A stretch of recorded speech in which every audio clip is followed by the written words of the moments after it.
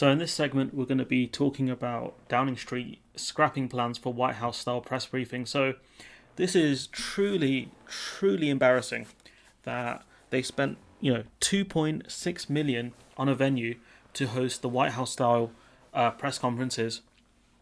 And, under Donald Trump, those things were memes. You had Sean Spicer and Sarah Huckabee Sanders.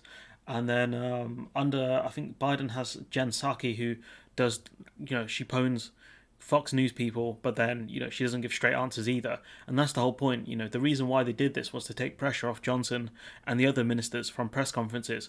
So, that's what, people like Jen Psaki does. That's what they do. They're just like, oh, I've not spoken to the president on that specific issue, or things like that. Or, I don't think the president's at liberty to discuss that. That's the whole point of those sorts of why you have, press briefings with, not with the actual ministers or people in charge. You have them with, journos and whoever else leads these press conferences. Also, it does show you the revolving door that someone like Allegra Stratton, who worked for the BBC, would get a job as a Conservative Prime Minister's spokesperson, as Downing Street's Conservative Party spokesperson. But, that's a whole different thing. That for a different video, for a different person, most likely. So, £2.6 million, and that room is going to be used as some sort of meeting room. It's embarrassing.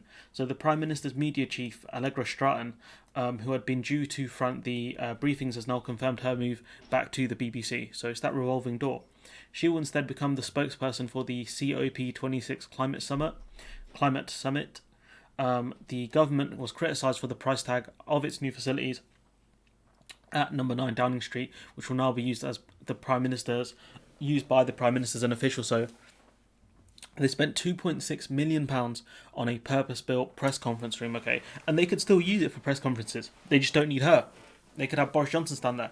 But for whatever reason, they've decided to scrap this. So,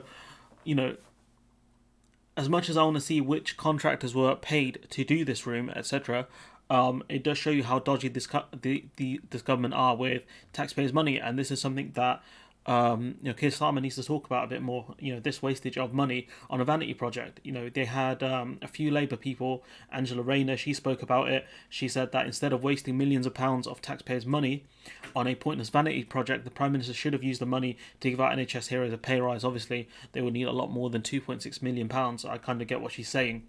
But, I don't think that's the strongest argument.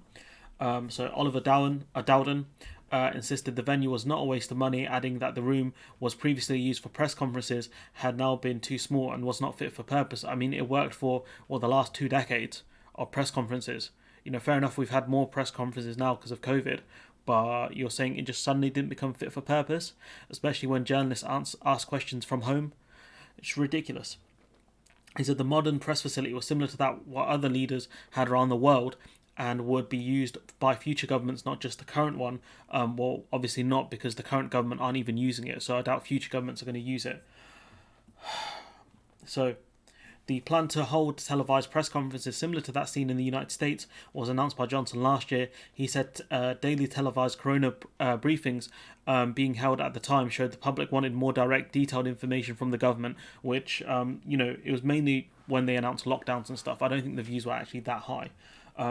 So this is from Adam Fleming, saying that when he lived, he lived through a million daily televised briefings by the European Commission back when he was at BBC's Brussels bureau. He saw how much work officials did to prepare them and how much time was wasted by journalists trying to get spokespeople to deviate from the prepared script. I think they tried to do that with Allegra Stratton and asking her about questions about Jennifer Akuri. Akuri, is that how you say her name? Anyways, what's it called? There's a story on her. I'm going to do a story on her soon about, the massive conflicts of interest that I think Boris Johnson confirmed recently. But yeah, the whole point is journalists try and get the press spokesman to go off topic. The press spokesman says, that's not relevant or whatever, and it's banter. That's what it is. That's why these sorts of press briefings are pointless. They're only used to, kind of protect, politicians. That's why you have these. I assume something similar would happen when Westminster got its own version. There have long been rumours that some in Number 10 thought the same way, and it seems that they've won the internal argument. So it's no coincidence that the new communications director, came in and they scrapped this. So, Adam Fleming, some decent analysis there. The total cost of the briefing room was revealed by a Freedom of Information request from the Press Association. I think that's £2.6 million, largely excluding VAT, so it's going to be much higher. Costs included £1.8 million for the main works, almost £200,000 on long read items, so that would be teleprompters and stuff, and £33,000 on broadband equipment. Why do you need to spend 33 grand on broadband equipment? What did you buy? 10 gigabit LAN switches? It's ridiculous the amount of money they spent, and I would be interested to see which company got the contracts for these items. Labour attacked it as a vanity project, which threatened to unbalance because Labour can't do kind of a rival press conference, but they've never been able to do a rival press conference. No one's been able to do rival press conferences. When they do press conferences in America, there's not some sort of rival room for them to do press conferences for, whoever the opposition are at the time in America. You can do a press conference. You can literally set up a room and do a press conference, a rival one. Like, genuinely, Keir Starmer's argument here is pretty bad, to be honest. The briefings fronted by Stratton were due to start in October, but the government said they had been delayed because ministers were continuing to hold coronavirus briefings, so they could have used this room, but they chose not to. Okay. Stratton has been given the job of the government spokeswoman for COP26, a UN climate change conference. So, it's very dodgy that she's going back to the BBC, but whatever. But what can we learn from this is that the government, constantly doing these vanity projects, most likely they might have had to pay her off, which is something Boris Johnson's used to doing, paying people off, because, they've swapped roles on her, essentially. So, maybe it looks like she's going back to the BBC. So, maybe the BBC bought out her contract, or it was just terminated by mutual consent. Who knows? Anyways, what we can see from this is the government love wasting money on vanity projects. They love optics. I think, have they got a picture of the briefing room? 2 flags either side. They love optics. And people are saying that because it's a straight colour blue screen, they can edit stuff in the background, which is hilarious. It's sad we didn't get to see that. Maybe that's one of the reasons why they didn't actually go forward with the room. Anyways, look, I'm going to leave it there. Let me know what you think in the comments below.